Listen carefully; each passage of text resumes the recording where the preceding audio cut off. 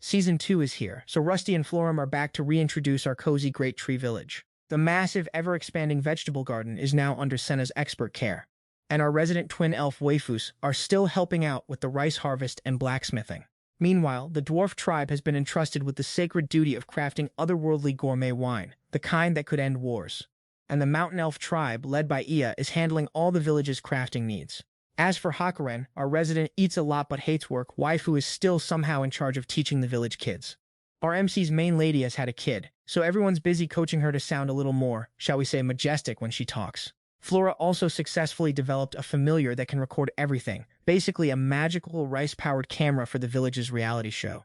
And the one who accidentally led this village to greatness, our unbothered farming king Hiraku, is finally back after all these years. Today, the village is buzzing even more than usual because over 100 new villagers are on their way to join the cozy chaos.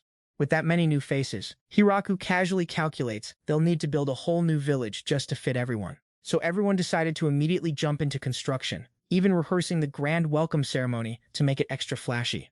And even whipped up some sandwiches made from the village's perishable veggies, ensuring everyone had plenty of energy for all that accidental kingdom building. And our farming king, being the humble guy he is, volunteered to distribute these delicious snacks himself. As he passed the administrative office, he spotted our beloved comedic trio absolutely buried under a mountain of paperwork.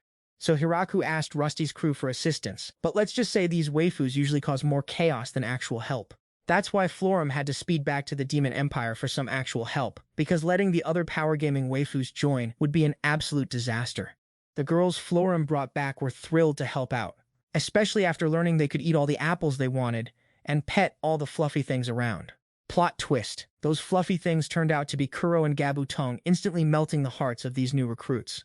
Our resident trio of assassin angels, patrolling the new construction site, reported absolutely nothing dangerous, as expected. Leah strategically planned to build it on the other side of the river, both to establish a clear subordinate relationship with the Great Tree Village and to keep potential troublemakers in check. The coolest part? This spot already had a tree that looked exactly like Bao, the great tree from the main village. How convenient is that? Once the perfect spot was chosen, the High Elves and the Lizardman tribe immediately got to work, clearing trees to build roads. But with their combined strength, cutting down trees in this dense, dead forest was proving to be almost impossible. So our village chief Hiraku, the ultimate I-can-do-anything guy, had to casually step in and save the day once again. Leah then used a few small planks of wood to craft a makeshift bridge across the river. She deliberately avoided building a massive bridge, because who wants a monster highway leading straight to the village? In the following days, Hiraku, being the unbothered farming king, single-handedly continued reclaiming the surrounding land and even diverted water from upstream to the village. Seeing the village chief doing all the heavy lifting didn't sit right with them, so the Lizardman tribe offered to help with the assembly. In his free time, Hiraku casually carved a statue of a certain figure before his main lady called him to play with their child. After gaining some experience, Hiraku thoughtfully divided the materials into smaller pieces for easier assembly, knowing how difficult hauling them could be. Just yesterday, he was struggling to build a simple doghouse, and now he's casually gearing up to build an entire second village. Talk about suffering from success. The crafting and construction duties were assigned to the Lizardmen and Elf tribes, while the Oni tribe maids took charge of all the cooking. The elf waifus were getting a little too enthusiastic with their work, so the Lizardman tribe had to issue a strict no-log-throwing decree before someone ended up in the magical ER. Thanks to everyone's collective efforts, the village was finally starting to take shape. Right on cue, Hiraku got word from the assassin angels that Lord Doram was about to bring over some new immigrants. Doram then had to apologize to Hiraku for the extreme urgency of the situation. He'd actually sent a healing dragon ahead to notify Hiraku, but things were so dire that he ended up overtaking it on the way. The people Doram brought were from the Minotaur tribe, led by a guy named Godin. They had just been kicked out of their old village and were wandering to Hiraku's place, desperate for help. Since these Minotaurs hadn't eaten in days, and there were kids in the group, Doram felt he had to get them here as fast as possible. Afterwards, and prepared food for all 72 members of the Minotaur tribe. She deeply apologized to the village chief for only preparing porridge, as she wasn't familiar with Minotaur dietary habits. Back in their old village, the Lizardfolk tribe had lived alongside the Minotaurs for a while, so they offered to go gather some input from the Minotaur tribe. Luckily, Hiraku had also managed to prepare some houses for them just in time, but the Minotaurs were all over 2 meters tall, while the newly built houses were only about 1.8 meters. Because of this, Hiraku had to let them take refuge in the guest house and the main house. The houses in the new village would then be transferred to another race. Just then, Florim informed Hiraku that her father would also be bringing people in distress from the Demon Empire. Having to bring so many people, the four heavenly kings had been using continuous teleportation, and were absolutely wiped out. And the people the four heavenly kings just brought were from the centaur tribe, half human, half horse.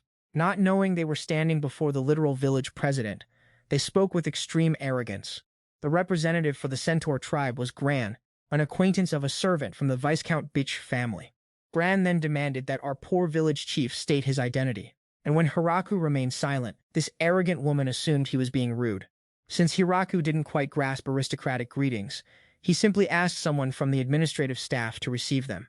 Good thing the head of diplomacy Rusty wasn't around, or these guys would have been denied immigration on the spot. Faced with Gran's arrogant attitude, the office worker explained that they were quite busy and couldn't offer a full reception. Besides, she came here asking for help, and they weren't exactly living Buddhas in a temple. Gran immediately yelled back, calling the office worker a rude country bumpkin. So, the country bumpkin had no choice but to introduce herself as the daughter of an earl from the Demon Empire, currently living and working right here. In terms of standing in the Demon Empire, Gran was merely an acquaintance of a servant from a noble family much lower than Doctor's own. Doctor then spoke with Gran, and it turned out her earlier attitude was simply to protect her own people. Even though she was a noble in the Demon Empire, Doctor was just a low-level office worker here. And the person Gran had been talking down to just now? That was the president of the very village she was begging to enter, which sent her into a complete panic. After Doctor filled her in on the village, Gran immediately dropped to her knees, profusely apologizing to Hiraku for her earlier disrespect. Hiraku, however, just shrugged it off, basically saying, "No worries, we're always accepting applications here, my friend." Then Doctora, ever the responsible one, casually offered to manage the centaur tribe, citing some distant family connection, as one does. Hiraku, bless his cotton socks, actually worried this might affect Dara's family, what with the Demon Empire being at war and all, but she just waved it off like it was nothing. Meanwhile, Hiraku's current office-working waifus started sniffing out the faint scent of someone trying to escape their duties. Hiraku then escorted Gran to the new village, only to realize the houses were, shall we say, cozy for folks of their stature. With over 100 centaurs needing a place to crash, and the main village's guest houses already bursting at the seams, our farming king had a logistical puzzle. So Leah, being the pragmatic one, casually suggested sending the centaur tribe to bunk with the Lamia snakefolk who live deep in the dungeon. Right on cue, the Lamia tribe then showed up, bringing a whole new group of young women to the village. Apparently, the Lamia had just found them, wandering aimlessly in the forest, and naturally decided to adopt them into the village. Hiraku politely greeted the new arrivals, who in turn described him as a talking tree stump. Classic. From what Hiraku could tell, these were the fabled tree spirit folk. Apparently, they turn into trees to hide from monsters, but if they get hurt, they're stuck in arboreal form for a bit. Their homeland suffered from major flooding, all thanks to some overzealous human deforestation. Classic fantasy trope. They heard about the Great Tree Village from a merchant named Michael, and decided this was their best bet. Hiraku, ever the hospitable host, planned to have the Oni tribe whip up a feast for everyone. But the tree spirits were like, "Nah, we're good. Dirt's fine, thanks." Talk about a low-maintenance guest. So Hiraku, being the ultimate farming king, just casually decided to cultivate a whole new field for them to snack on. Honestly, they looked like classic background NPCs, and their demands were equally simple. Clean water, good light, and some premium soil. A true low-spec race. At this point, Hiraku, ever the generous landlord, offered them some of the newly built houses in the village. But the tree spirits, bless their leafy hearts, politely declined, stating they preferred to live somewhere with beautiful sunshine, picky eaters, and picky residents. After some logistical wizardry, Hiraku relocated the Minotaur children to the new settlement. The centaurs were temporarily bunking in the cowshed, while the tree spirits just stood out in the field, looking like ambient NPCs. This was, of course, just a temporary fix, because our unbothered king still had a boatload of new settlers with no place to call home. Not to mention the small matter of feeding and supplying all of them. Naturally, Hiraku decided to just design a mega-sized colossal building himself, big enough to comfortably house 200 minotaurs and centaurs. Episode 2. The next day, to sort out the living arrangements for his ever-expanding population, our village chief Hiraku called a meeting with all the tribe leaders. He humbly apologized for not having enough places ready for everyone yet. But Ran, ever the humble demon, insisted that a tiny speck of dust like herself wasn't worthy of such a blessing, making Hiraku awkwardly flustered. He just told everyone that helping each other out was more than enough. Down below, Rassi kept nudging him, clearly trying to get him to act more like a proper village chief. Because our boy Hiraku, despite being the literal supreme ruler of the Great Tree Village, was still talking like a humble servant. But that's exactly how you get those glorious comedic reality checks. After that, Hiraku tasked Nap with overseeing the Minotaur tribe. The Centaur tribe was assigned to Rassi, and the Dryad tribe leader was the blind beast girl. She was recommended by Sina, and also wanted to help the village grow even bigger. Since the village built just the day before was only human-sized, Hiraku decided to construct another village specifically for the Centaur and Minotaur tribes. He had the two tribes live in separate areas so they could cooperate and make life easier. Before that, he quickly connected roads and irrigation canals after finding suitable locations. Because the distance to the main village was too far, Hiraku asked everyone to clear the forest. Harukin and Rusty heard this and instantly transformed into their dragon forms, ready to reduce the entire forest to dust, forcing our village chief to tell the dragon duo to seriously tone it down. The two heard him and promptly reverted to their human forms. Rusty gave a light kick, and an entire row of trees was instantly obliterated. But the row of trees Harukin just cleared was even longer, so the two instantly challenged each other to a clearing contest. So Hiraku had to step in and advise them to go easy, otherwise this entire forest would cease to exist. While the dragon duo was busy clearing land, Hiraku, along with the high-ranking elves, began installing the irrigation system, while the rest of the crew worked together to chop case wood. Harukin proposed using magic to clear the land even faster, prompting Hiraku to immediately ask the White Leopard to cool it. While everyone was diligently building the new village, Liu Ban oversaw the operations. After some time weaving and sewing, Jabutong finally completed a 4-season collection for our young master. Hiraku decided to build houses for the Minotaur tribe in the second village. Since they were very large, he had to build single-story houses with high ceilings, and all the furniture also had to be larger than normal. What looked like a table was actually just their sitting stool. And when sitting across from the Minotaurs, Hiraku felt like a little kid talking to his parents. The Minotaurs' beds were also designed with open sides, so their horns wouldn't get stuck while lying down. The third village was for the Centaur tribe, with houses that looked exactly like horse stables. The Centaur tribe planned not to install stable doors, instead using curtains to avoid obstruction when coming and going. And on rainy days, they would secure their homes with super-sliding doors. Today, Hiraku's precious son was a bit fussy, so Anne asked the madam to let her take care of him. And it didn't take long for her to make the young master giggle with delight. Thanks to everyone's efforts over the past month, each village had taken shape before winter arrived. Immediately after, the map of the Great Tree Village was redrawn by Chief Accountant Florem. Based on their locations, Hiraku decided to name the 3 villages, logically 1, 2, and 3. Village 1 was currently uninhabited. The Minotaur tribe, led by Brother God, lived in Village 2, and the Centaur tribe, spearheaded by Gru 1's formidable wife, took over Village 3. But having everyone be a village chief wouldn't really work, especially since our boy Hiraku already holds that title. Florem suggested fancy titles like Grand Chief, Great Chief, or even King Chief, but Hiraku just got a headache thinking about it and shut it down immediately. By the way, Hiraku announced he wouldn't be building a separate village for the tree spirits, which totally bummed out the actual tree roots. Instead, Hiraku wanted the tree spirits to live and work in the existing villages, since, well, they're kind of perfect for standing still outdoors.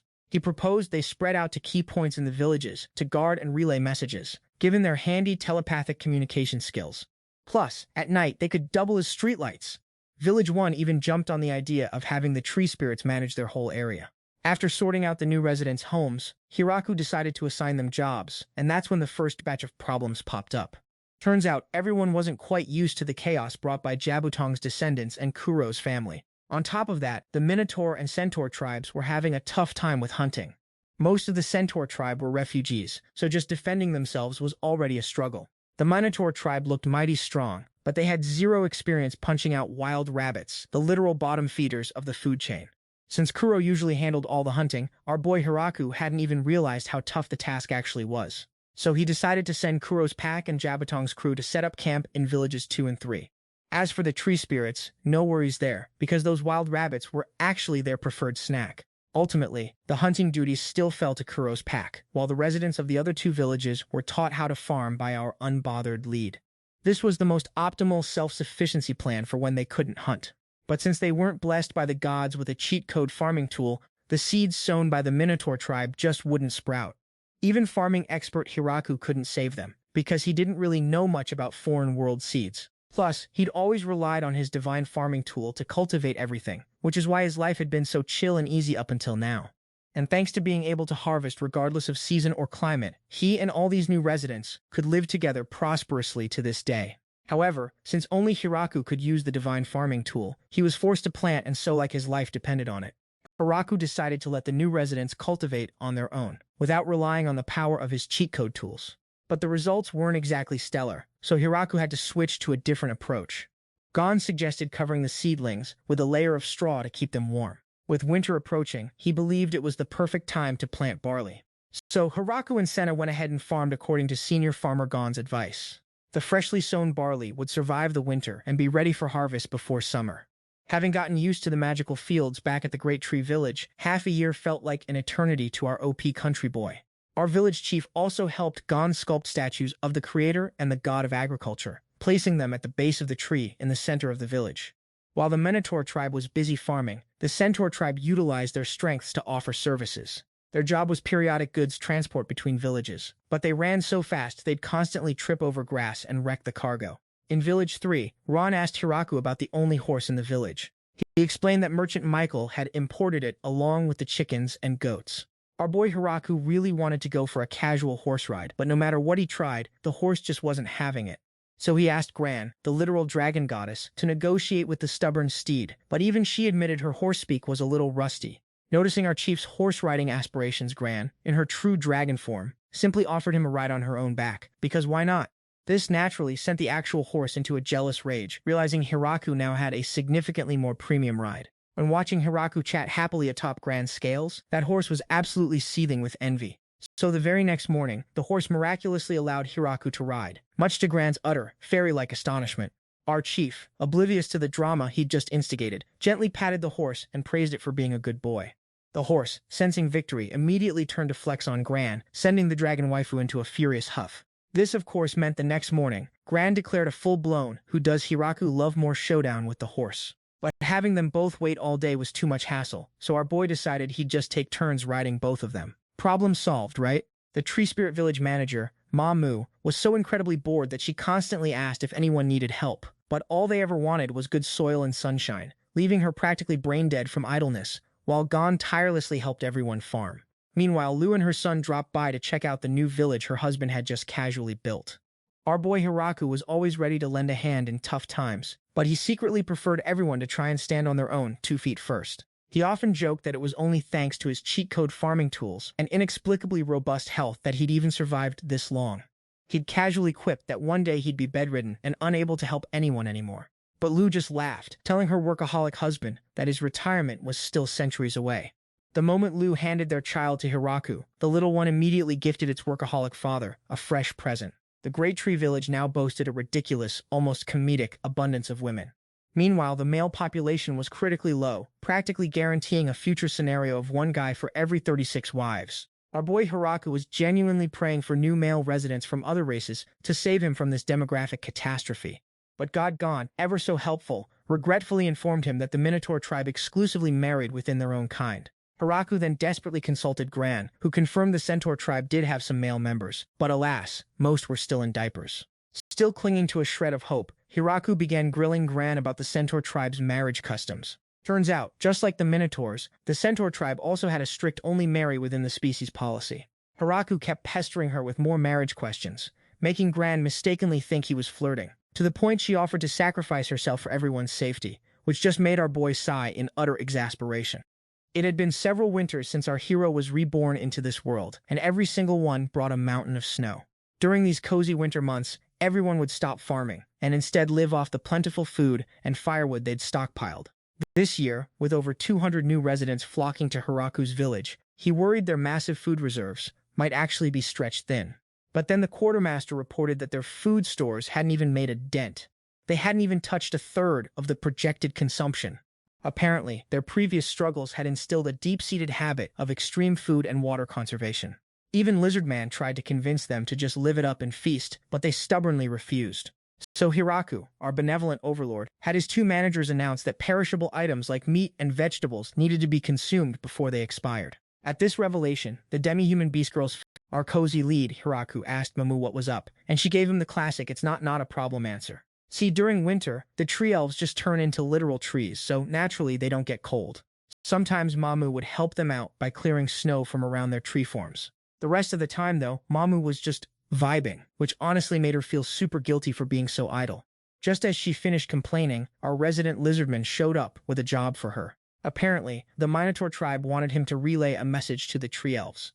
Please put on some clothes when you shift back to human form.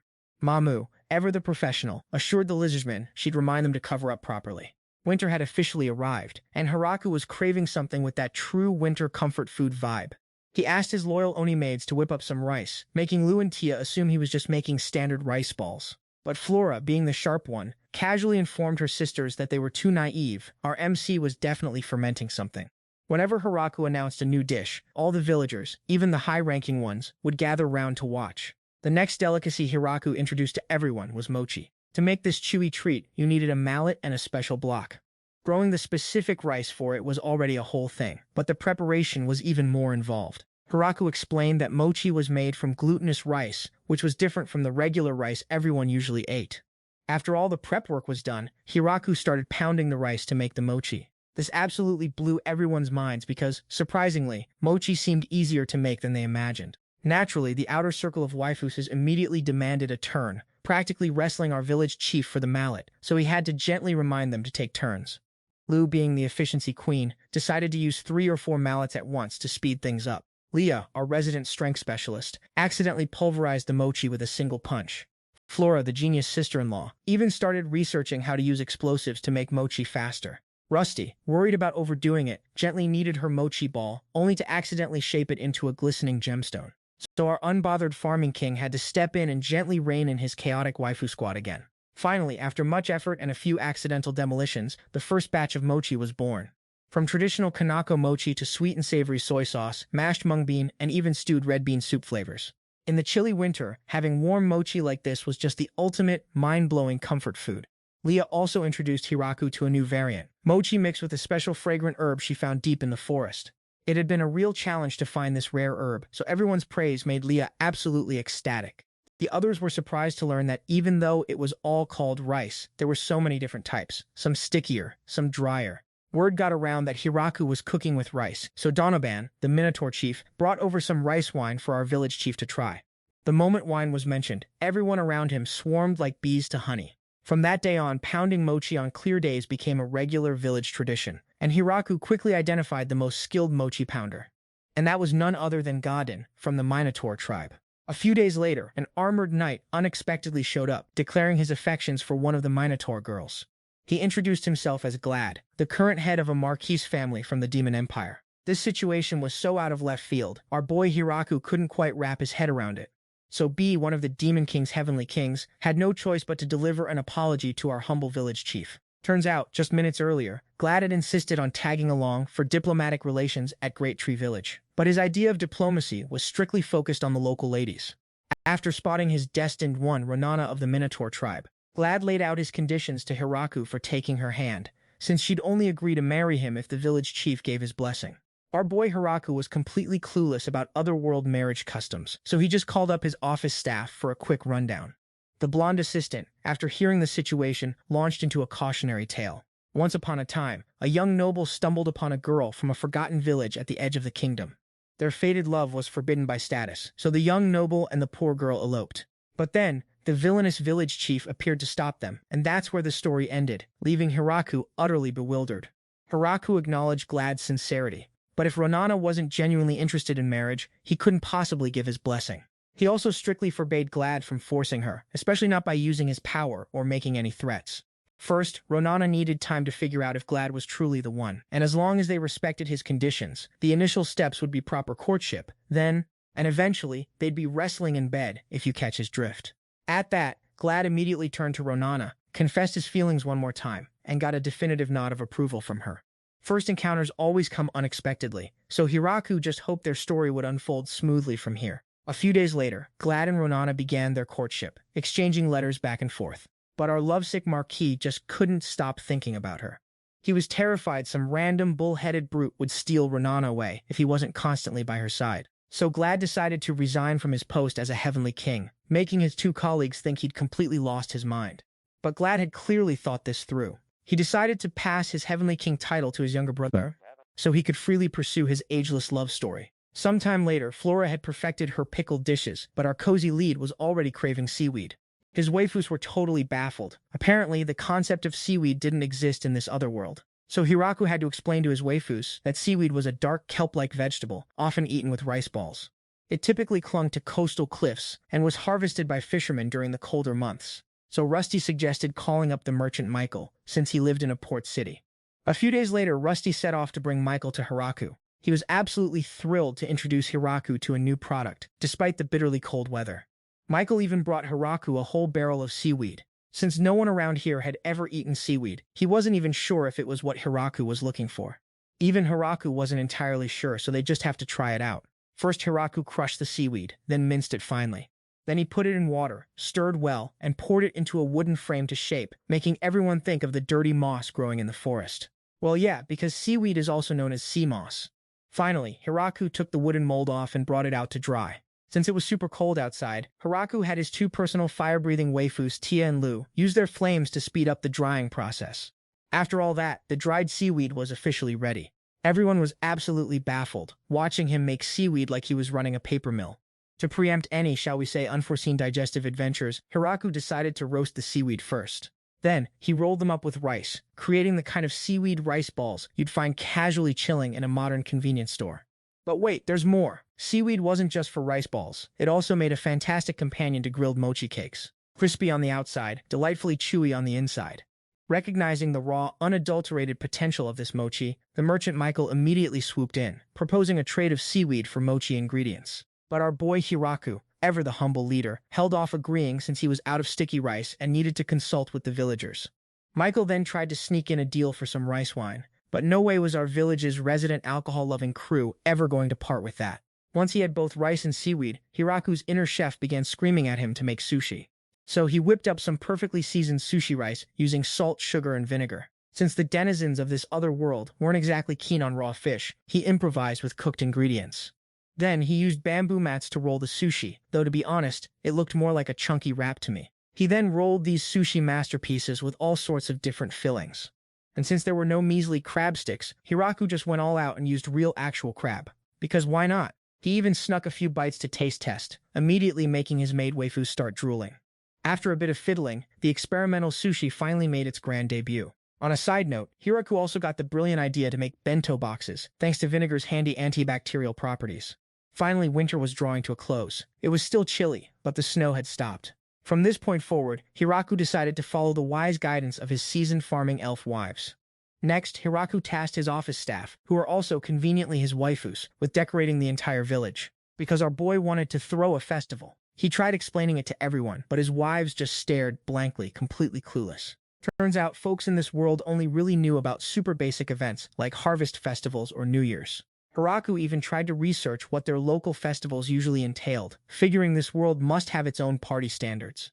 But everyone just gave him a different answer, making him immediately give up on trying to understand them. Hiraku initially wanted to delegate the festival planning to his office crew, but since everyone had their own cultural quirks, nobody could agree on anything. So our king had to collect everyone's ideas and then, like a true benevolent ruler, hold a lottery to decide. And wouldn't you know it, he immediately drew the martial arts competition lot, so Florim promptly assigned the prep work to her subordinates. It was only after hearing Florim explain that Hiraku realized he might have just drawn the lead, because with a village full of incognito legends casually sparring, who knows what chaos could unfold. With the martial arts tournament approaching, everyone in the village was burying themselves in training to bring honor to their respective clans. Even Florim dragged her desk worker siblings to train, just to save face for the Demon Empire. Our unbothered farming king Hiraku just wanted to throw a casual event, but he never expected everyone to get this hyped.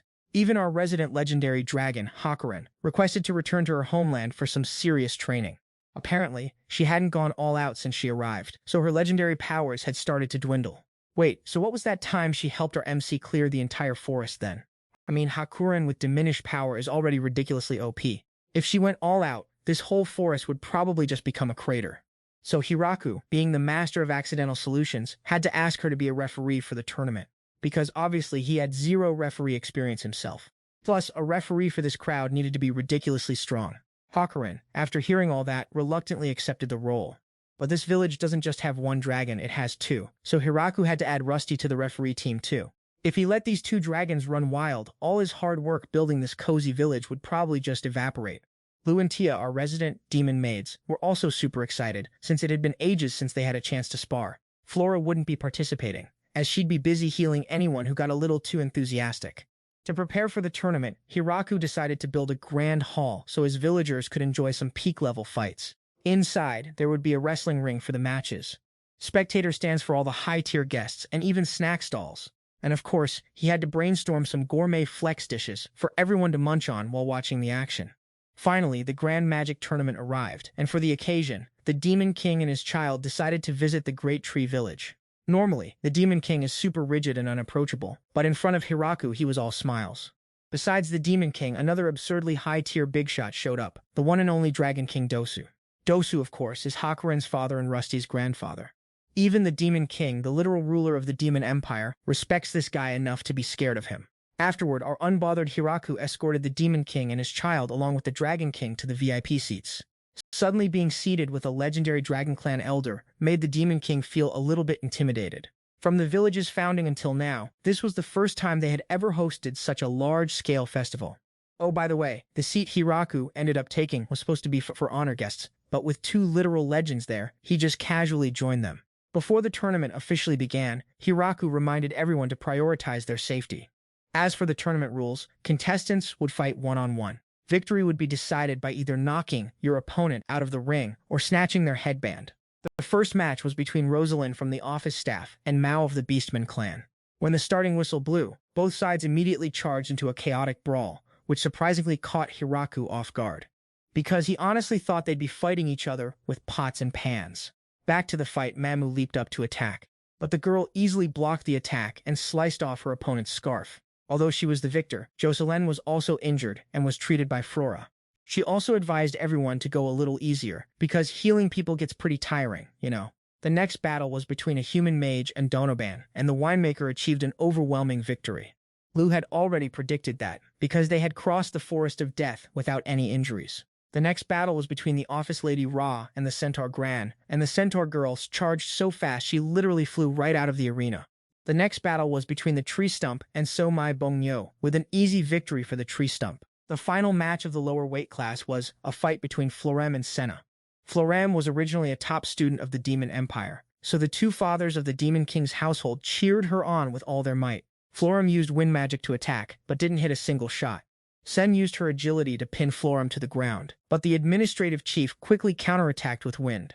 It could be said that this was the most exciting battle in the general division. Senna fought using her agile speed, while Florem combined sword and magic to counter her. Finally, the match ended in a draw because both of them wrestled each other all the way outside the arena.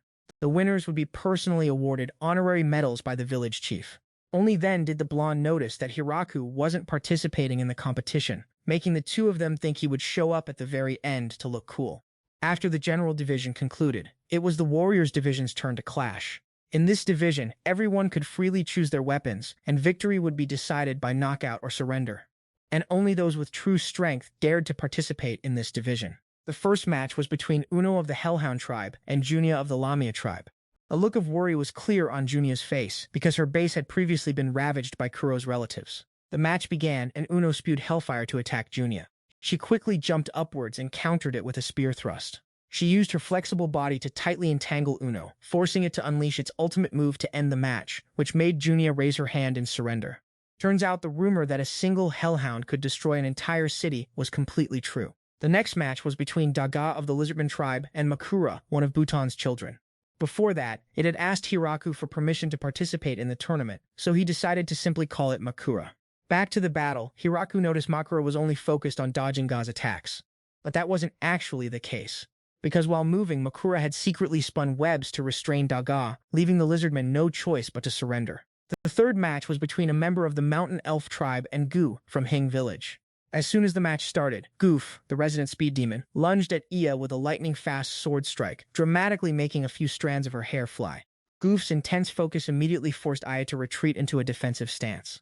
Our unbothered farming king, Hiraku, noted that Goof's fighting technique was top-notch, given he was the #1 warrior of Hing Village, after all. Facing such a seasoned warrior while wielding a ridiculously heavy hammer was no easy feat for Iya.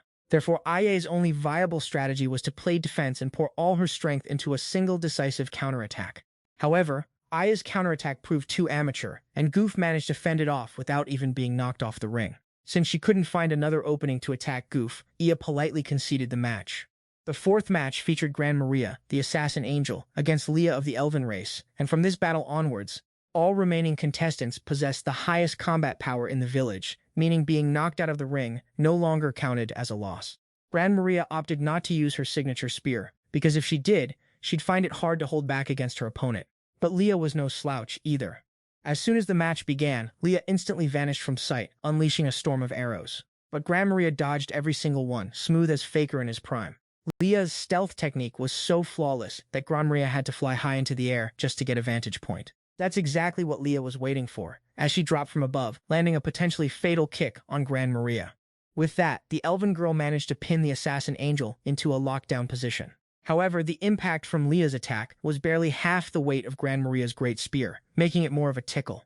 Realizing she was in trouble, Leah had no choice but to activate the magic formation she had subtly drawn at the very beginning of the match to defeat Gran Maria. But since Leah was also at the center of the magic formation, she too collapsed not long after.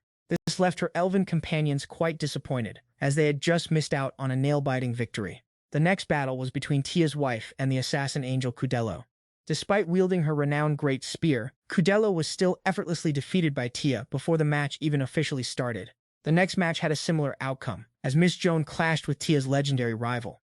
After that came the village's most anticipated battle, between the great sage Lucy and Tia, the Angel of Destruction. Because her opponent was Tia, Lucy was forced to revert to her default form.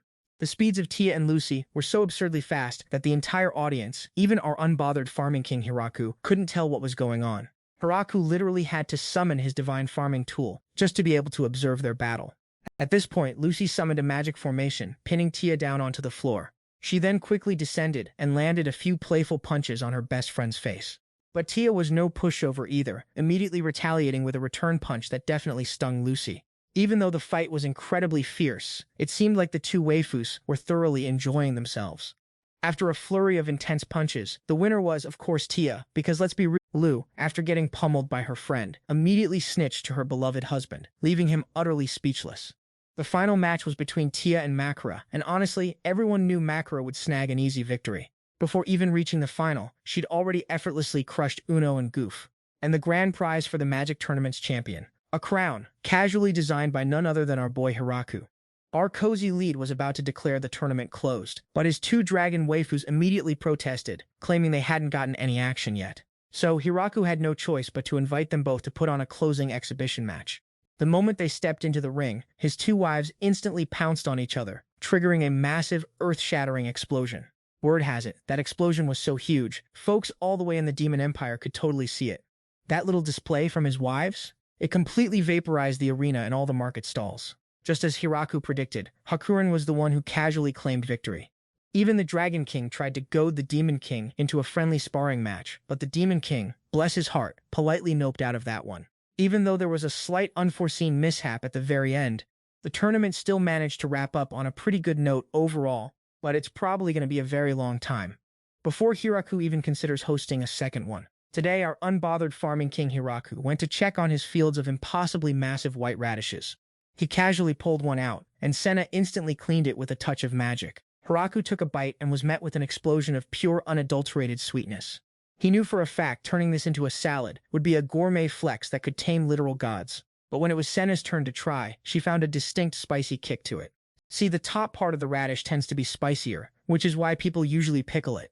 Given the village's current robust food reserves, our farming king decided these radishes were destined for a glorious pickling transformation. And when you talk about preserved radish dishes, you absolutely have to mention kai sabo, though even our resident farming expert wasn't entirely clear on the exact preparation method. Right on cue, a group of kids excitedly informed Hiraku that some weird-looking new arrivals had just entered the village. Hiraku rushed out to investigate, only to find two of his wives bowing before a statue of a god, one of them being the literal vampire progenitor. This time, the progenitor had returned to visit the couple's child. Accompanying the progenitor on this visit wasn't his usual wifey, but a high-ranking priestess from the Koran faith, led by Valgrave. Valgrave, being the polite demon lord that he is, also took the opportunity to explain to Hiraku that the Koran faith is essentially a hub for worshipping all sorts of different gods. And the core doctrine of the Koran faith, pure unadulterated freedom to praise whichever god strikes your fancy. Hiraku had previously figured Valgrave was a big deal with serious clout, but even he didn't expect him to be the literal head honcho. Also, the Grand Priestess Fu was apparently an equally, if not more, important figure. She was so massively famous that towns would throw entire parades just to welcome her every single time she set foot on their streets. So our polite farming king Hiraku was also planning a lavish welcoming ceremony, but Fu, being the humble legend she is, said it wasn't necessary. Turns out they're here with an urgent plea for Hiraku, save Fu's son's life. She'd heard the legendary herbalist and great sage Lulusi was residing in this very village. And get this, her sister Flora, a brilliant researcher, is also conveniently living here. Noticing Hiraku's slight skepticism, Flora instantly flexed, mentioning her books were literally used as university textbooks, and that children's ailments were practically a cakewalk for her. And yet, the moment they heard the kid's symptoms, both their faces went completely grim. Turns out it was a super nasty combo of symptoms, leaving poor Fu absolutely distraught. But even with such a tricky case, Lulusi wasn't about to give up on Fu's kid. So the two brilliant researcher sisters locked themselves away in a tiny wooden shed, determined to concoct a cure. Hiraku, of course, chipped in, tirelessly hunting down every ingredient Lu requested. First up, the holy drop flowers. Tia had actually brought some back from Snow Mountain as a baby shower gift, so Hiraku just casually asked her to grab a few more. Then there were the night wanderer mushrooms, found lurking in the dark forest, a job perfectly suited for the elven tribe. Next on the list, an ingredient literally hailed as the treasure of treasures, dragon's tears. But our man has 2 literal dragons living in his backyard, so yeah, easy game doesn't even begin to cover it. The next ingredient was a rather ominous black stone from Mount Grandaunt. But for the legendary Rusty family, it was literally just a fancy doorstop. After quite the trek, the elven tribe finally returned, triumphant, with a night wanderer mushroom in hand. The final piece of the puzzle, a rare potted plant, conveniently delivered by Merchant Michael immediately afterward. Word on the street was that this particular plant had driven countless researchers absolutely mad. The second Flora pulled it up. Its roots unleashed a smell so utterly super-duper foul that every living creature instantly fled the vicinity. All these mythical ingredients were finally gathered, but the real challenge, that was just getting started. As the sisters toiled away on the cure, Miss Fu tirelessly prayed before the god's statue, morning, noon, and night. Hiraku gently suggested Fu eat and get some rest, but she firmly believed her only contribution was endless prayer. Finally, after an intense research period, the sisters successfully concocted the cure, though their research shed might have paid the ultimate price to the wind. Both of them desperately hoped Fu would take it and save her little boy. Fu poured out her gratitude to both of them, vowing to repay their kindness with gifts one day. Sure, it was exhausting, but this whole potion-making ordeal was more than enough material for Flora to pen a brand new bestseller. In the days that followed, Fu's prayers were so fervent, they literally made the statue of the Almighty glow with dazzling light. Whether it was pure motherly love or actual divine intervention, that statue glowed day and night, so brightly the tree-dwelling Gibu family couldn't get a wink of sleep. So Hiraku, ever practical, decided to temporarily close off the shrine until the actual ceremony. Today, while out harvesting fruit, 2 of the village kids stumbled upon something super weird. Turns out, Hiraku had been so focused on building his accidental kingdom, he completely forgot about this critical experimental plot. See, the divine farming tool's OP power let him plant literally anything he could think of. So naturally, when they grew, some plants had shapes that even surprised him, the guy who planted them. Our unbothered farming king was doing so much casual experimentation, he forgot what species he was even planting. Florem, bless her heart, decided to diligently record all of Hiraku's accidental harvests just in case he accidentally birthed a new, world-ending supercrop. But even our resident farming genius couldn't identify the plant staring him down. It was only by looking at the seeds that he finally confirmed it was a walnut tree. Turns out, our country boy legend always thought walnuts just appeared shelled on the branches. He planned to process the inner nuts, but they required a proper tool to crack open. Meanwhile, Tia just casually crushed them open with her bare hands. Classic flex. Right next to the walnuts was another equally mysterious tree, which Hiraku only identified as an almond after peeling its outer layer. The following plant had neither flowers nor fruits, leading everyone to assume it was some kind of root vegetable. Hiraku pulled it up, only to casually unearth a peanut plant. All 3 of these accidental new discoveries were, of course, meticulously documented by Florem. Thanks to her notes, Hiraku realized he must have been craving some ultimate mixed nuts back then. If only he'd thought of barley back then, he'd be swimming in craft beer right about now. Standing out among Hiraku's experimental crops was a tree bearing strikingly vibrant red fruit. Its shape vaguely resembled a bell pepper, but Hiraku knew for sure it wasn't one. Given that this was his mystery seed mix garden, Hiraku already had a hunch. What he didn't expect was just how ridiculously weird cashew nuts grow.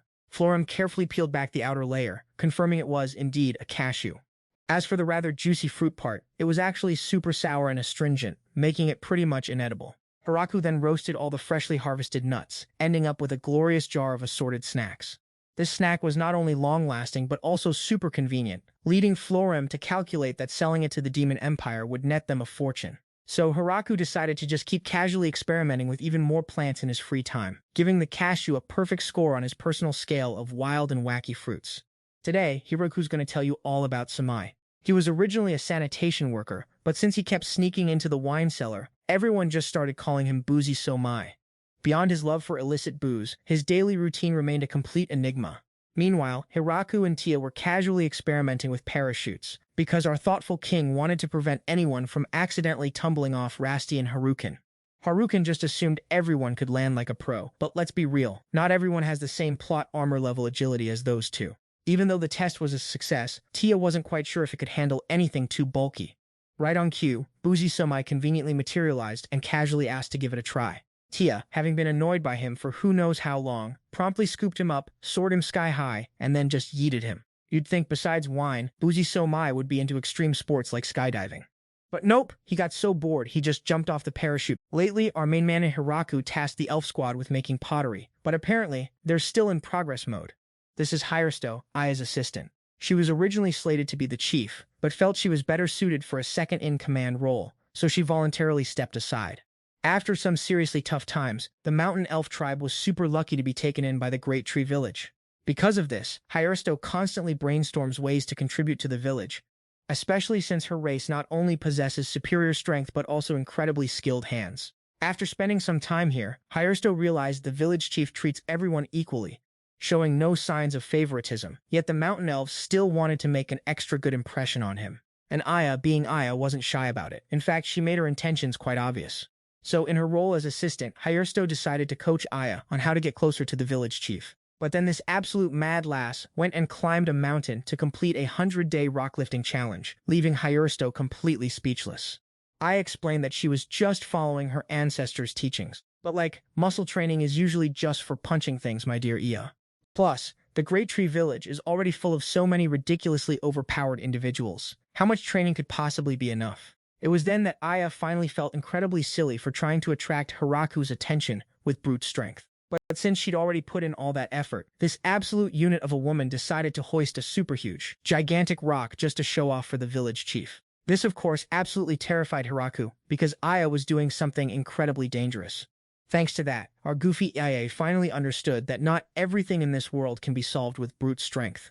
Hirsto tried to encourage her friend to think of other ways, but instead of lifting rocks, Iya just switched to doing crunches, leaving Hirsto totally fed up. So Hirsto bluntly told Aya to attack with her chest and defend with her rear, but that silly girl just started training her bust and hips. Currently, Hiraku and everyone else are living in the Great Tree Village, deep inside the Forest of Death. The first time he heard the name, Hiraku thought it was just a marketing ploy to attract tourists. After living in the forest for a while, Hiraku finally understood why people called it the Forest of Death. It was so terrifying that not a single bird dared to nest there, because this place was the territory of the demon spider dad. The reason Hiraku brought up birds and demon spiders was because, right before him, a group of bird people girls had just been tied up by Gabu Tong's kids, while the rest were getting absolutely beaten to a pulp by Kuro's descendants. On one side were girls with wings like angels, and on the other, girls with fin-like hands. Since the village's territory had recently expanded quite a bit, the three angel assassins couldn't patrol effectively anymore. So Gran Maria had to set off to find help from the angel tribe. Upon learning of the situation, Kayabit, the angel chief's daughter, gathered her comrades and came to help. And yet, they charged into the village as if it were an enemy territory under attack. The result was them getting caught by Kuro's and Gabutong's descendants, and frankly, no one could blame them. Kayabit explained that she was forced to act this way to protect the pride of the angel tribe. Because, you see, some angels had previously fallen and were now living in this miserable little village. What's more, they dared to break the angel tribe's customs and traditions, and most importantly, completely ignored the custom of having the groom move in with the bride's family. Hiraku listened to this whole explanation and immediately sensed that something was wildly off. Seeing his confusion, Gran Maria had to clarify that most members of the celestial tribe are in fact female. So to keep their numbers up, they typically bring in men from other places to become live-in husbands. And these poor souls have to endure countless brutal trials just for the honor of marrying one of these celestial beauties. That's why Kiabit assumed Tia and the other three angels had completely fallen from grace by slumming it in this trash-tier village. So she rolled up with her whole squad to raise hell, only to get manhandled by Hiraku's ridiculously overpowered crew before they could even start. Grand Maria actually tried explaining all this to Kiabit before, but this stubborn waifu Wanabe just wouldn't listen. Hiraku then casually untied everyone else, leaving the loudmouth Kiabit still trussed up like a holiday turkey. Since these Celestials invaded his village as hostile forces, our farming king had every right to decide their fate.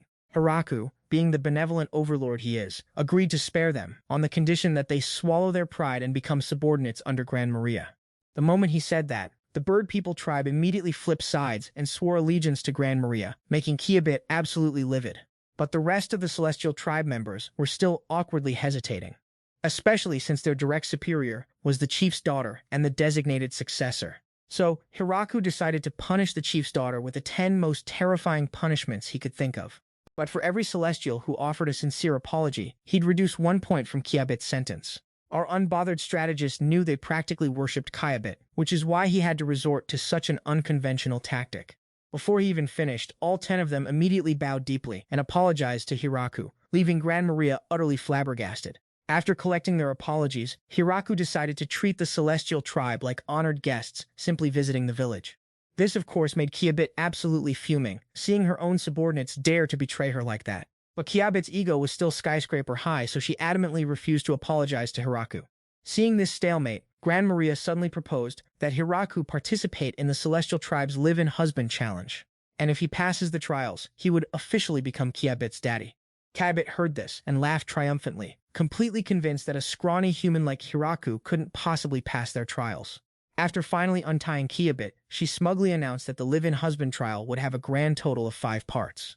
It sounded like a massive hassle, but our unbothered lead really had no other choice. For the first challenge, Kiabit demanded Hiraku donate a whopping 777 gold coins to the Celestial tribe. Since his cozy village doesn't even use gold coins, Hiraku casually offered to pay in kind instead. Kiabit readily agreed, convinced that this backwater village couldn't possibly possess anything valuable enough. So Hiraku just strolled off and came back with a few decorative rocks he had casually tossed in his shed. Even the smallest rock was apparently worth a casual 1,000 gold coins, so Kiabit begrudgingly snatched one and decided to temporarily gloss over that detail. The second challenge was a classic stone-picking game. You could only pick between 1 and 3 stones at a time, and whoever was forced to pick the last one lost. Armed with his modern world intellect, Hiraku absolutely crushed Kiabit, leaving her no chance of winning. The next challenge was a display of martial prowess, or, in simple terms, a good old-fashioned punching match. All Hiraku had to do was win against an opponent handpicked by Kiabit, which already had our cozy lead confused. Then Kiabit casually tasked Hiraku with defeating the natural enemy of the angel race, Vampire Princess Lulusi. Grand Maria heard this and started laughing so hard she almost detached her jaw. Kiabit even advised Hiraku to just give up, since Lulu was a wanted criminal who had probably fled to the ends of the earth. Before she could even finish her sentence, Hiraku casually showed up with Lulu and her mom, making the chief's daughter's jaw absolutely drop. So Kiabit had no choice but to move on to the 4th challenge, just to stop the lovebirds from accidentally flexing their romance. For the 4th challenge, Hiraku had to successfully negotiate with the dragon tribe of Mount Gragran, a race supposedly impossible to reason with. Conveniently, his old buddy Doram had just stopped by the village, so our unbothered lead just called him in for a chat, scaring the literal soul out of the poor girl. The final challenge was a test of sheer luck. All he had to do was flip a coin, and if it landed on heads, Hiraku won, otherwise he lost. Hiraku, as always, had no other choice but to entrust his fate to the higher powers. Turns out, the gods actually blessed Hiraku, but that cheeky girl just flipped the coin right back over, making him utterly fed up. Right on cue, Tia appeared and casually used time reversal magic, setting the coin back to its initial state. And by the way, she also gave her cheeky junior a stern warning about getting a little too out of line. Tia, fearing that her presence would just make Kiabit even more audacious, decided to retreat for a moment. Turns out, there was a good reason why our feisty junior was so persistent with this son-in-law challenge. Back in the day, her mother, wanting to marry someone outside her social standing, intentionally made all the challenges easy as pie. At this, Kiabit stepped forward and apologized to Hiraku for her hot-headedness, so our village chief decided to graciously welcome her as a proper guest. Since Village 1 still had plenty of empty plots, the angel tribe and birdfolk would temporarily reside there for a while. Contrary to her mischievous persona when dealing with Hiraku, Kiabit was strangely calm and focused at work. But once the drinks hit the table, she'd party like there was no tomorrow. Thanks to the bird folks' help, Gran Maria's patrol duties became significantly more chill. Hiraku could have just handed Tia over to the chief's daughter to avoid all this extra drama, but of course, our unbothered lead just wouldn't do that. What's more, all four of them were now angels officially recognized by the chief to be companions for the village leader. Today, the Great Tree Village welcomed yet another unfamiliar dragon, but Hiraku wasn't even fazed, because in this village, dragons flying around was just Tuesday. That particular dragon's name was Domem, the younger brother of his old buddy Doram and teacher Hakuren. The thing is, Domem had just gotten absolutely clobbered by his significant other, so he came running here to beg his older brother and sister for help. Oh, and by the way, this was literally the Dragon King's family tree, meaning Hiraku was going to be hosting them for a very, very long time. If the noble dragon race is ever showing fear, it can only be because they're terrified of their own wives. In over 36 years of his life, Hiraku had never once encountered a situation quite like this. No sooner had he finished speaking than Domem's fiancée, Ki, also descended upon the village, so everyone wisely backed away to let the couple have their chat. From Hiraku's perspective, Ki seemed quite friendly, making him wonder why Domem was so absolutely terrified of her. And after a bit of observation, Hiraku finally, when Kyonan just casually side-eyed them, even the toughest bros knew to zip it. So Hakuren, our resident Sundara elf, had to step in and tell Khan to stop messing with her brother. But Khan wasn't about to let it go that easily. Because Domei had totally ghosted her on a date, and then when she showed up at his place, he played the classic not-home trick. This, of course, made Kyonan suspect Domei was secretly chilling with another dragon waifu. The moment Kyonan started talking, her rage was practically glowing, forcing Hiraku to cut her off before his freshly built house got instantly vaporized. So Hiraku dragged Domei into the next room for a serious man-to-man chat. Our farming king advised him not to run, because there's no escaping a dragon waifu on the warpath. Word on the street was Khan had known Domei since he was still a tiny dragon egg, so Hiraku told him to just accept his fate and marry her. It's destiny, bro. Sure, she probably had some traits that annoyed the heck out of Domei, but if she could iron those out, he might actually have a positive outlook on the whole marriage thing. Domei thought about it and realized Hiraku actually had a point. He'd never even talked to Khan about these issues. Giving direct feedback might be suicide, so Hiraku decided the best course was to write it all down on paper. He told Domei to keep writing until he felt like tying the knot with Khan. After that, Hiraku walked out and asked Khan if she really wanted Domei as her husband. He explained that Domei was currently listing his expectations for a future wife, and Khan instantly declared she'd happily do whatever her husband liked.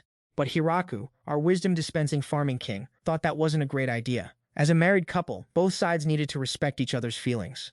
He even handed Khan a stack of paper so she could list everything she wanted Domei to fix. Khan then politely requested to use the next room, explaining that reading this in front of others would be super embarrassing. Domei, meanwhile, took the opportunity to warn our farming king to be super careful with dragon women. Apparently, they're terrifying. After a long, arduous night, the two finally managed to exchange their desired traits for each other. Throughout the entire ordeal, they kept furiously writing and exchanging notes. And after some serious matchmaking efforts, our resident accidental sovereign, Hiraku, finally got the two of them to leave together. Hiraku couldn't just abandon them, especially since they were Hakuren's relatives, after all. Plus, if he didn't intervene, they'd probably just transform into dragons and start a full-blown chase scene. At this point, Hakuren suddenly got inspired and demanded to write a letter to the village chief, making Hiraku quickly tell her to chill out for the kid's sake. The Great Tree Village just casually discovered a new dungeon to the north, so Hiraku tasked our two dragon friends with scouting it out. Turns out, this dungeon was home to giant snakes that kept bothering the village, so the dragons decided to dispatch a few for dinner. It had been ages since they had dungeon-fresh specialty ingredients, so our unbothered farming king whipped up a full 7 to 9 dishes to treat his growing harem. He advised everyone to savor their meals slowly, because bloodthirsty snake meat preserved pretty well, and apparently, those things could even regenerate, as long as the head was still in one piece. Seeing this, Leah suggested everyone form hunting parties for more bloodthirsty snakes, but apparently, our two dragon friends had already practically wiped out the entire species. Thanks to that little hiccup, the folks living in the dungeon had one less thing to worry about. Our unbothered MC then found out about a race called giants living inside the dungeon, immediately thinking of those cheesy TV exploration shows. The giants mentioned some hot springs gushing in the northern dungeon, and naturally, Hiraku's brain immediately went to cozy onsen bath time. So Hiraku decided to go scout the springs, much to everyone's confusion, since their village definitely wasn't short on water. He calmly explained that natural hot springs are peak health benefits, great for circulation, and totally cultural, obviously. And just like that, Hiraku decided to assemble an investigation team heading straight for the hot springs. The fact that the village chief himself was joining this expedition made his wives scratch their heads. Before, Hiraku was bogged down building Village 2 and Village 3, living that grinset life. But now that they were stable, it was finally time for our boy to venture out and explore. Hiraku even had Rob Wong whip him up a custom adventurer's outfit for the occasion. Tia, however, felt a bit uneasy, pointing out that the village chief probably shouldn't be actively seeking out giants. But Hiraku countered that it wouldn't be as fun if he just called them over. Where's the adventure in that? His wives, upon hearing this, just shrugged. Honestly, they rarely understood half of what Hiraku was saying anyway, so why start now? Just then, Vogreb casually popped up out of nowhere. He was actually there to visit the statue of God, but Hiraku's talk was so intriguing that Vogreb immediately asked for a slot on the exploration team. And just like that, the Cozy Hot Springs expedition team was officially greenlit. After that, Vogreb casually zapped them all to the northern mountains. It had been ages since our farming king had properly touched grass, so Hiraku found the atmosphere here completely different from the village. And that suspiciously stacked rock mountain? That was apparently the dungeon entrance. Just then, a bunch of fuzzy cotton ball-looking creatures unexpectedly popped out of the dungeon. Don't let their silly, fluffy appearance fool you. These were the actual giants living inside. Turns out, they were desperately fleeing the dungeon because a horde of giant mole rats had decided to throw a party. Even the legendary bloodthirsty snakes, notorious for bullying the giants, were being absolutely clowned by these mole rats. The second it spotted Hiraku, one of the mole rats busted out its earth-burrowing jutsu and lunged at him. Harukin and his nephew immediately punted the mole rat sky high, and his wives, who were just waiting for their cue, turned it into a literal target practice. Just then, another mole rat unexpectedly popped out of the ground and tried to ninja bite Hiraku. Luckily, Kuro's lightning reflexes kicked in, and she shoved him out of the way just in time. Seizing the moment, Hiraku casually summoned his divine cheat code shovel and delivered a devastating blow, completely drenching his brand-new adventurer's outfit in mole rat goo. After that little incident, the fluffy cotton ball giants expressed their profound gratitude to Hiraku. On closer inspection, Hiraku realized they looked less like intimidating giants and more like mascots from a Saturday morning cartoon. Turns out, the giants' dungeon had just suffered a massive cave-in, explaining why the mole rats were having a field day. And the reason for the cave-in? The epic tremor battle from the day before, when they wiped out those bloodthirsty snakes. So Hiraku, on behalf of the entire village, bowed deeply and apologized to the giants, which left them utterly flabbergasted. The giants, however, didn't blame Hiraku's crew, admitting that their living quarters were already pretty much falling apart anyway.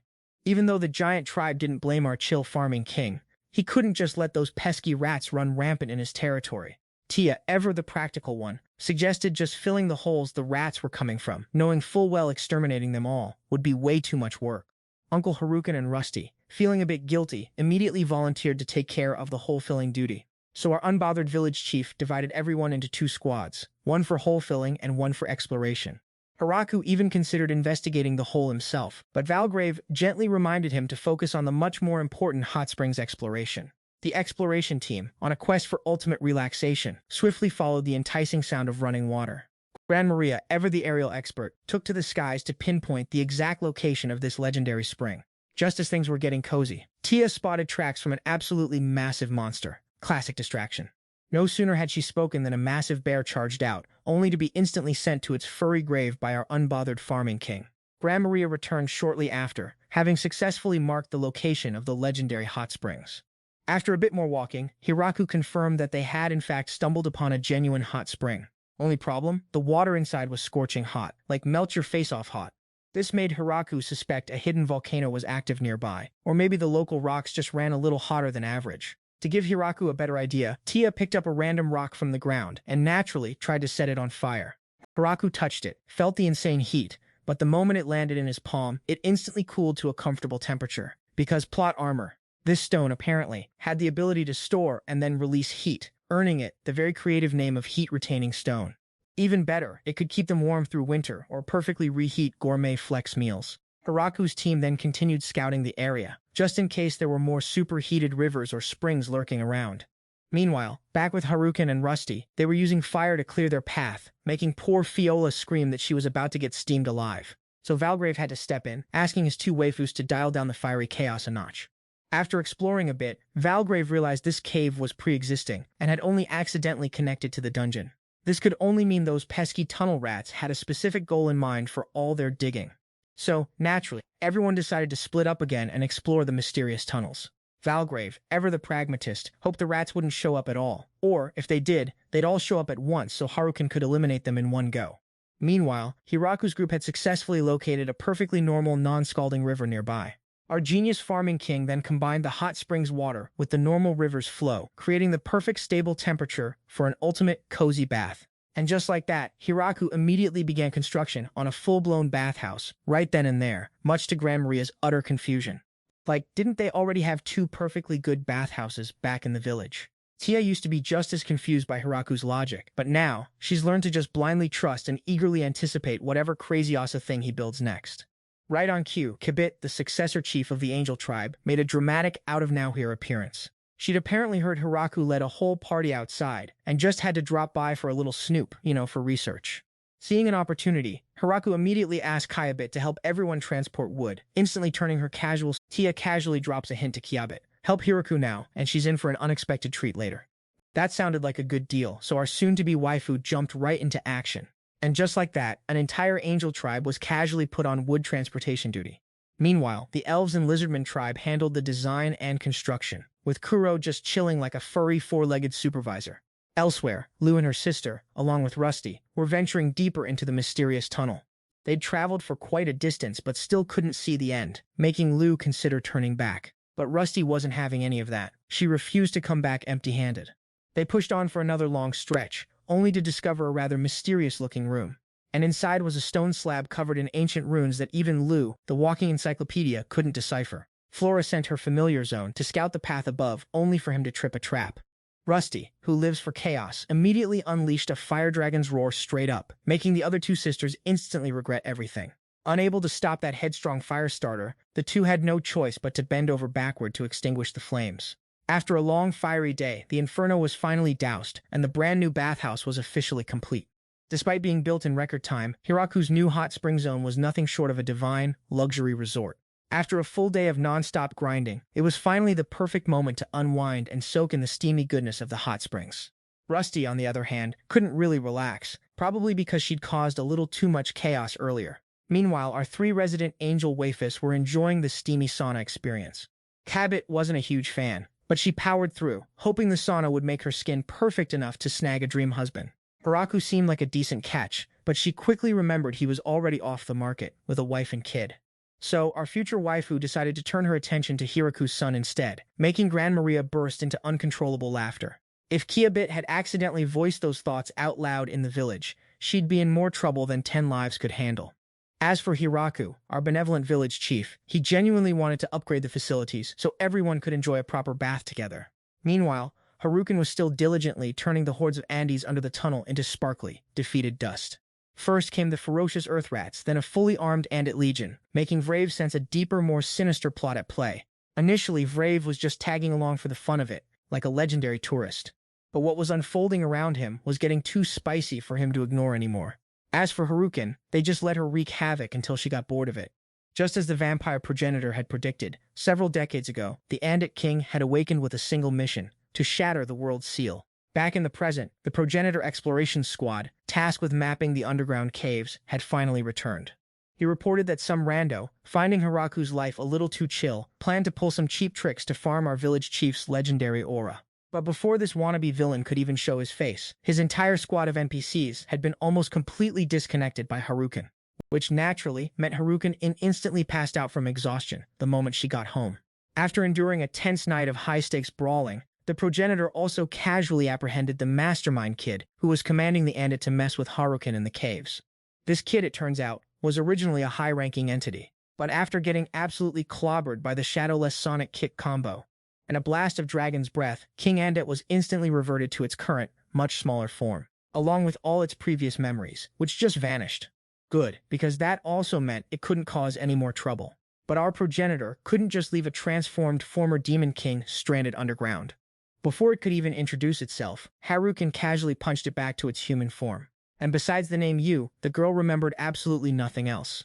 So a few decades prior, King Andit had just woken up from a seriously long nap, Something inside him was urging him to break the seal on this land. Since he had nothing better to do, King Andit decided to just go with it. He summoned an army of dirt golems and sent them digging straight for the seal. While these dirt golems were a bit derpy, they definitely made up for quality with sheer numbers. After some serious digging, King Andit uncovered a room with a stone slab covered in strange characters. Figuring there were more rooms like this, he ordered his NPC army to dig day and night without rest. Finally, King Andit found a room filled with countless skeletons and, to his surprise, an army of Andit. So naturally, he used his power to turn those Andit into his loyal subordinates and continued the great tunneling project. As the undead king, he just sat there, directing his minions like the boss he was, occasionally wondering if he should actually lend a hand, but mostly just wondering. After more digging, King Andit discovered a whole new species of ground moles, which he promptly recruited to aid in his epic tunneling quest. And after several more decades, King Andit finally found the next ancient inscribed stone. He immediately praised his diligent subordinates, sharing his profound joy with them. Just as he was basking in the glory, a mysterious white-haired entity suddenly appeared. King Andit barely had time to process what was happening before the entity zapped him back into the form of a little girl. To this day, she only remembers being led out of the cave by a maid and one very tired-looking older gentleman. Even without her memories, Yue instantly felt an intense loathing for that white-haired lady. Afterward, the little girl was taken in by Hiraku to live in the village, hopefully until her memories returned. The name Yue immediately made Kiabit think of the celestial race's legendary hero, but he dismissed it as just a myth. Later, Yue was escorted to the cozy hot springs by headmaid Anne for a relaxing bath. The progenitor also seized the opportunity to test out the onsen bath alongside village chief Hiraku. While they were at it, VP also filled Hiraku in on the intricate structure of the cave they had just finished exploring. Even though the one controlling those ground moles got absolutely clobbered by Haruken, VP still advised Hiraku to seal up the cave entrance, just to be safe for the giant folk. But first, Hiraku definitely needed to soak in the hot spring to melt away all the fatigue from a long night of walking. Meanwhile, Maid An was diligently bathing and scrubbing little Yu. Living underground for so long, she wasn't really a fan of water activities, especially soaking in cozy hot springs. Seeing Haruken and Rusty walk in, the little one instantly ran over to playfully tease Haruken, just to annoy him. After her bath, Kiabit requested to return to the angelic tribe, citing a mountain of work back home that needed her divine assistance. Which is just hilarious, considering she led an army to wreck the village just the other day. With the hot spring area finally complete, Hiraku made his way to check out the mysterious stone slab the progenitor mentioned. Based on the surrounding vibes, he got a really shady feeling about this place.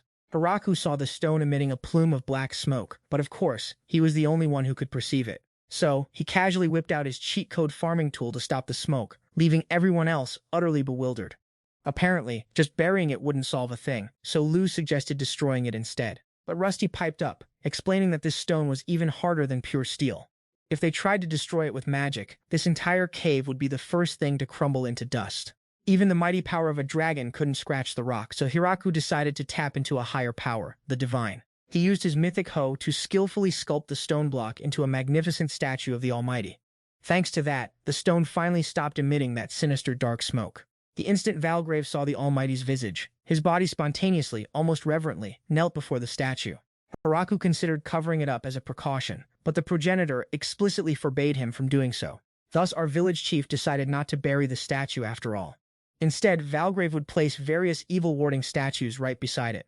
If push came to shove, these statues could even transform into fearsome monsters to protect the progenitor's idol.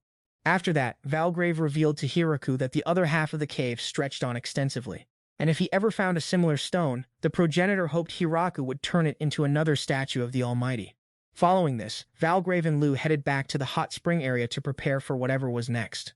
Before departing, he hoped Hiraku could cheer up the two downcast relatives sulking over there.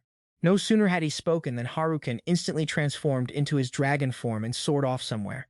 Right at that moment, Rusty unexpectedly approached the village chief, wanting to say something.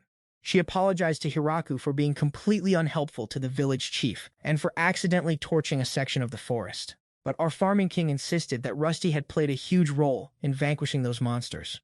In a classic Hiraku move, he even took the blame himself for letting her investigate such a dangerous place. This, of course, made Rusty feel incredibly guilty, because Hiraku literally hadn't done anything wrong.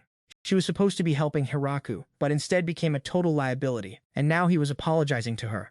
Not just Rusty, but even Haruken felt terrible for making the village chief bow and take responsibility before the giant race. Especially since the two of them were the actual Our unbothered farming king Hiraku felt zero shame about it, seeing it as just another Tuesday. But Rusty, bless her heart, thought someone of Hiraku's noble status shouldn't lower himself so easily.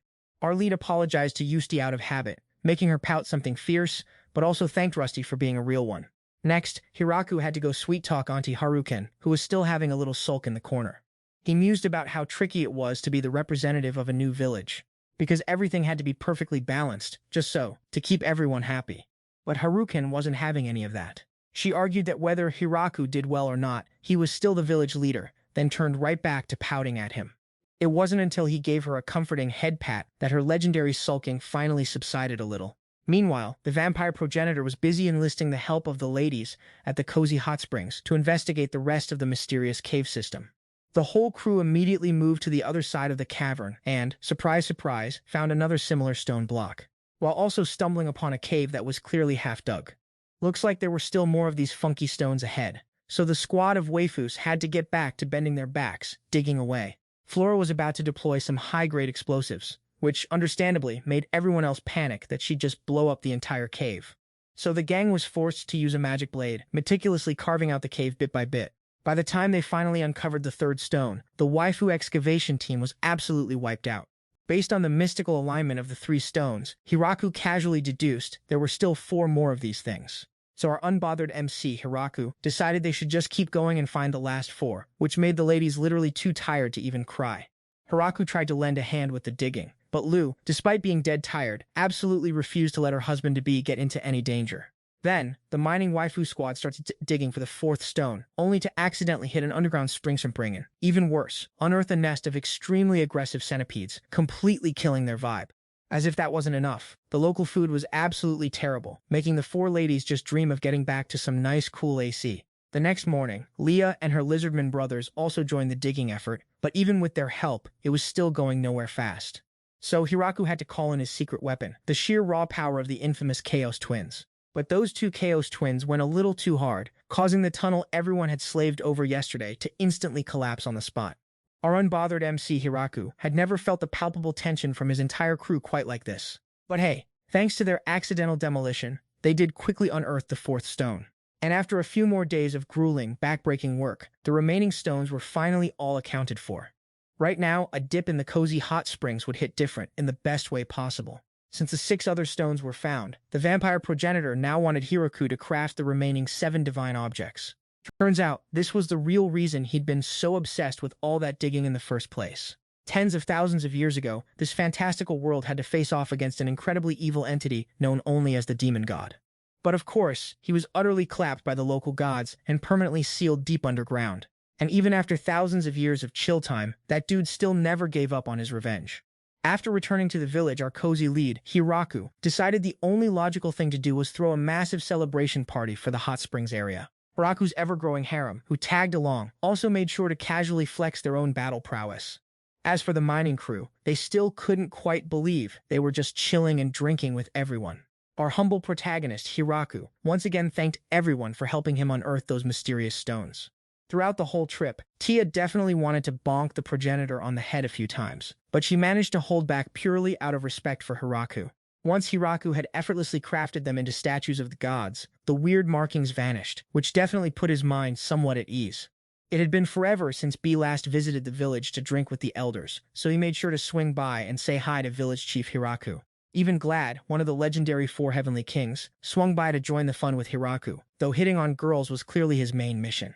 This was Lan's very first time visiting Hiraku's village, and he immediately clicked with Dragon King Dorum. Yep. Turns out, both the Dragon Tribe and the Demon Empire had received some fantastic news recently, so these 2 old legends decided to drink till they dropped. Right at that moment, Lan accidentally spilled a single drop of wine on a Dorum's pristine scarf. Before the Dragon King could even utter a sound, Lan was already on his knees, apologizing so hard he nearly wet himself. Turns out Dorum didn't even care. It had been a good while since Grave had experienced such an utterly exhausting trip, and it was all thanks to the cozy hot springs Hiraku had just built that he could finally melt away his fatigue. By the way, Grave also inquired about the cat lazily yawning over there, since he couldn't recall the Great Tree Village ever keeping felines. Even Hiraku himself had no clue about its origins. When he returned from his hot springs expedition, it had simply already taken up residence. And since the cat wasn't even fazed by Kuro's pack or Gabu's offspring, Hiraku just casually let it stay in the village. Little did anyone know, this casual stray cat was actually the true form of the demon god, the very entity who once plagued the otherworld with endless nightmares. After being utterly defeated by the other gods, this demon god had been sealed away in this very land. But he refused to accept a miserable existence at the bottom of society, so he concocted a brilliant comeback plan. As it happened, those very stones with the strange ancient scripts that everyone had excavated were actually the demon god's seals. Over time, the demon god's power began to seep out, eventually allowing him to subtly instigate King And. But then, one of the demon god's sealing stones got casually transformed into a statue of the Heavenly Father, completely ruining his meticulously crafted plans. The demon god then realized there were 6 more similar sealing stones scattered across the land, so he decided to haul himself off to find them, only to get absolutely stomped by the remaining gods. When he finally regained consciousness, the demon god discovered he'd been downgraded to a completely useless stray cat. So naturally, it decided to mooch off Hiraku for the rest of its life. Meanwhile, the Heavenly Father also detected that the demon god's seal had been broken. However, the statues that Hiraku had so casually crafted had ironically become the demon god's unexpected salvation. Even without being directly tasked, our cozy protagonist Hiraku somehow still managed to complete a crucial divine mission. He even went ahead and built an entire village teeming with all sorts of different races. With all those ridiculous achievements, calling Hiraku a direct representative of the gods wouldn't even be an exaggeration. Even though they knew Hiraku had absolutely no intention of it, both still hoped our country boy could truly enjoy his second life. Speaking of which, the Heavenly Father immediately claimed all the credit, since he was the one who initially sent Hiraku to the Forest of Death, which naturally earned him an immediate beatdown from the god of agriculture for his outrageous blabbering. If it was okay, she hoped Hiraku could jazz up her village profile pic. Ever since Hiraku brought Uza back to the village, the little one had seen him as family, which made Haruken absolutely seedy with jealousy. She had tried every trick in the book to get close to Uza, but the kid just wasn't having it. Uza even stuck her tongue out at Haruken, basically telling her to beat it, which left our dragon girl grumbling away in a huff. But besides Haruken, Uza played with absolutely everyone else. Even though she'd lost her memories, this kid was still radiating sunshine and settled into village life like she owned the place. She also became super close with Rusty, leaving poor Haruken wondering why she was the designated village villain. Seeing Rusty go full dragon mode for Uza, Haruken tried to copy her, but Uza still couldn't care less, sending Haruken into a spiral of self-pity. This sent Haruken spiraling into a dramatic full-blown sulk, locking herself in her house for days. The maids just thought she was being lazy and raiding the snack pantry, but our resident brainiac Hiraku instantly pieced together the puzzle. Turns out, Haruken might have been a tad bit mean to Uza in the past, leading to some serious bad vibes from the kid. So Hiraku, being the ultimate wingman, decided to play matchmaker and get them to bond. A few days later, Hiraku spotted Uza channeling her inner artist, molding some clay dolls, so he naturally strolled over for a chat. She tried to sprinkle a little magic into the doll to make it dance. But alas, its structural integrity was questionable, and it crumbled faster than a villain's resolve. So Hiraku, ever the innovator, tried using pottery clay, but it too gave up the ghost after a few more seconds of sad existence. Haruken, spotting her golden opportunity to finally be besties with Uza, shot a meaningful glance at Hiraku. Then, like a dragon godmother, she presented Uza with a freshly shed dragon scale. She then casually ground it into a fine powder, mixed it with magic and clay, creating an indestructible NPC doll that basically had plot armor. Uza thanked Haruken, which totally threw her off guard, because who knew a thank you from a tiny human could be this heartwarming? After Haruken's power-up, Uza's little clay doll became so absurdly strong, it could literally help Hiraku chop logs. And when Lu found out it was crafted from Haruken's dragon scales, her jaw practically hit the floor. Because, dragon scales are like super rare and boost magic effectiveness to absurd levels. Except this village has 2 literal dragons, so they're basically everyday litter around here. Rusty and Haruken shed scales so often when they're in dragon form, there's practically a mountain range of them in storage. Good thing Hiraku didn't just toss them out, because if that much power got loose in the outside world, it'd cause actual, world-ending chaos. But thanks to that single, casually shed dragon scale, Haruken and Uza officially became the ultimate dynamic duo. Oh, and speaking of daily shenanigans, the Mountain Elf tribe has been researching catapult mechanics lately, so the village has been filled with mysterious, unsettling noises. Her assistant innocently suggested that if they built a bigger one, Hiraku could use it to casually flatten neighboring villages. But our farming Zen master just wanted peace, not war. By the way, ever since the Mountain Elf tribe decided to grace the village with their presence, they've invented some seriously useful gadgets. This time, they were dead set on stone-throwing machines, but Hiraku was like, so, a few days later, the Mountain Elves decided to pitch their latest culinary invention project to Hiraku. Aya wanted to create a pot with a completely sealed lid, reasoning that if air couldn't escape, stews would cook much faster. Hiraku reviewed the blueprint and realized they just needed a proper lid-locking mechanism. In the following days, the Mountain Elves buried themselves in the arduous task of creating a pressure cooker.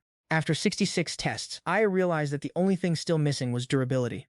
A few days later, Hiraku stopped by to check on their progress and found they had finished building it, but there was still a gas leak. Seeing this, Aya immediately hammered at it again, causing the pot to spectacularly explode. While it couldn't cook, Aya felt it could definitely be repurposed to blast away enemies. Earlier, Hiraku had also told everyone about a massage chair, and now Aya and the others had actually made it a reality. So she decided to invite Ann and Tia to come and test it out. But looking at it, who in their right mind would dare to be the guinea pig? First, Hiraku wanted to try it on something that wasn't, human. He put in a pumpkin, which promptly got obliterated after just 2 strikes. Bro, that's an execution device, not a massage chair. What even is this? However, for those who aren't mere mortals, like Tia and Aya, they both found it completely fine. Earlier, Hiraku had also asked Aya to make some springs, just in case of any bed collapsing incidents. But the results were bigger and stiffer than anticipated, leaving Hiraku clueless about what to do with them. Because of this, everyone asked Rusty to go back to the merchant and buy a carriage. However, these particular springs were far too small to bear the weight of the carriage compartment. So, the group decided to re-engineer the springs, simultaneously transforming the carriage compartment into something resembling a car cabin. They even built a ramp just to test out this oddball contraption. And because the car had no engine and no brakes, it ended up spinning wildly out of control. Even though they hadn't really made anything sensible yet, the Mountain Elves relentlessly kept trying every day for the village's bright future. Autumn had arrived, so Hiraku asked the office staff girls for festival suggestions, just like last time. It went exactly like the previous voting round. These girls, each with their own distinct ideas, refused to give an inch to anyone else. So Hiraku decided to settle it with a vote, just like before. Everyone would write down their favorite festival names, and then they'd draw lots. And this time, our boy's fated draw led the entire village to the sliding festival. True to its name, the sliding festival was a festival all about racing down a slope, originating from the Ban region.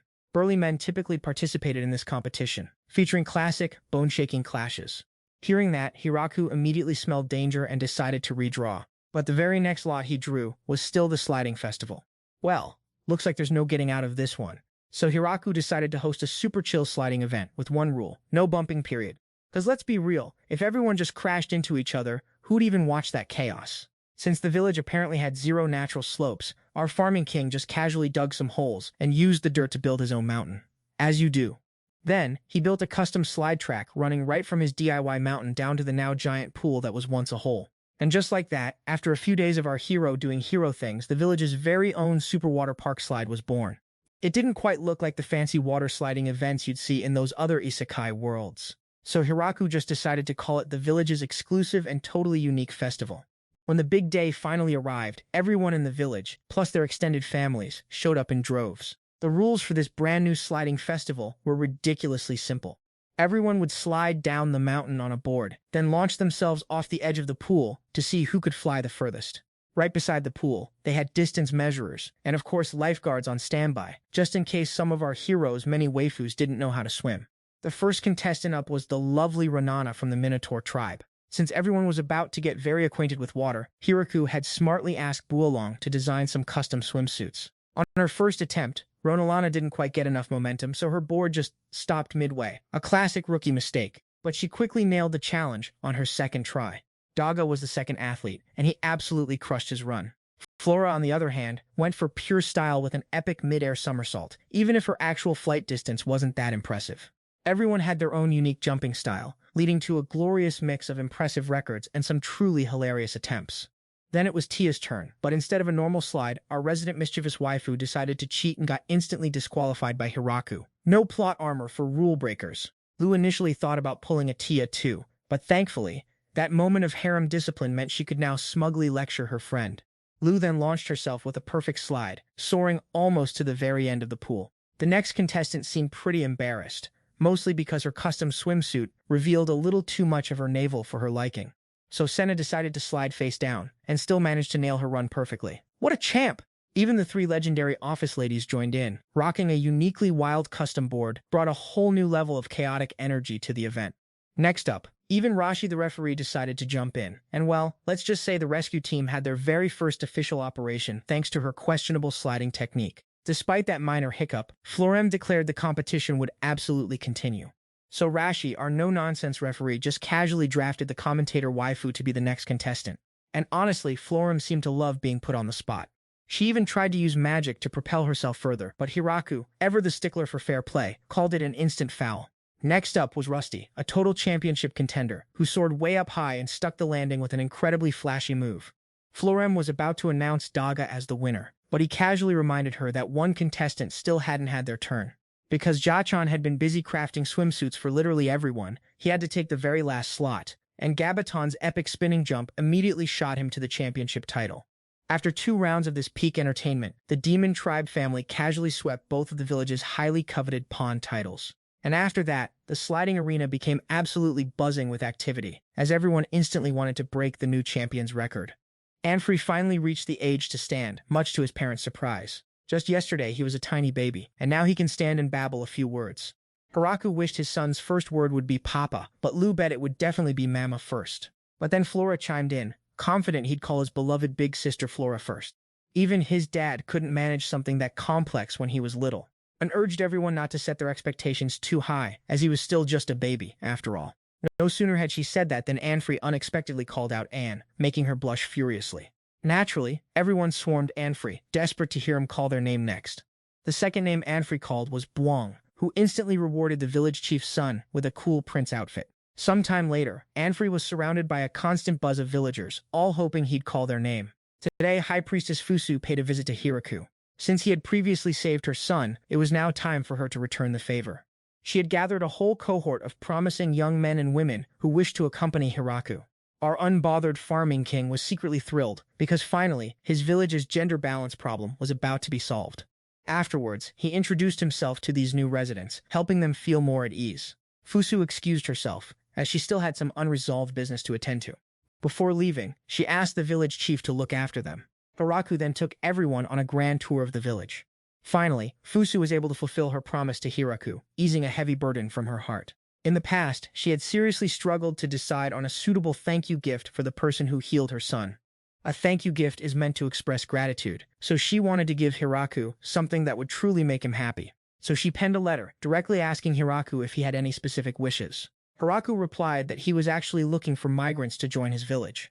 Her guard suggested rounding up prisoners or slaves, but Fusu immediately shot down the idea. This greatly frustrated the guard, who argued that bringing ordinary folk there was essentially a death sentence. But Fusu simply told him not to worry, because the Great Tree Village was incredibly safe. The guard, following Fusu's orders, put out a recruitment notice for the Forest of Death, but not a single soul signed up. So, the guard suggested they try recruiting the city's teenagers instead. These were young people whose living expenses were currently covered by the city. If they kept the actual migration location a secret and simply offered them a home and gardening tools, they'd definitely be interested. Fusu thus gathered them, with one crucial condition. They had to be already established couples. Yet, these teenagers were incredibly wary of Fusu, having heard rumors that she specialized in harvesting livers for magic, and that escaping one of her hunts was impossible, leaving the poor. So Fusu, our local queen bee, ordered her guards to track down and deal with the rumor mongers. In the following months, our benevolent leader Fusu decided to personally cultivate and educate these lost souls. Because according to her, genuine sincerity is the true way to win hearts and minds. Days later, her guards discovered one of the teenagers was actually a secret love child of some high and mighty noble, which gave her a massive headache. Luckily, this particular teen had zero interest in their fancy noble heritage. So naturally, she retired that deadbeat noble from his position, deciding that abandoning your kid means you forfeit all your special privileges. Power move. Just when she thought things were finally settled, her guards found another hidden royal, but this one came with an even bigger pedigree. Word on the street was they were a descendant of a runaway royal family from a neighboring kingdom. Yikes.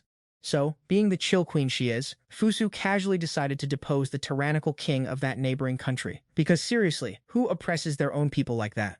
While she was at it, she also conveniently dealt with a few bandit gangs and shady cults that were filling people's heads with nonsense. Multitasking queen. She even suspected another teen of having a sketchy past, but turns out he was just a regular unspecial human. Phew! Still, she decided not to reveal the actual destination of their migration, the infamous Forest of Death. Some things are better left unsaid.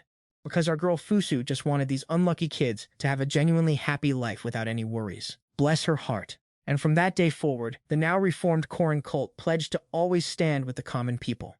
Back in the present, the kids were absolutely thrilled, hyped to be moving into a brand new, spacious village.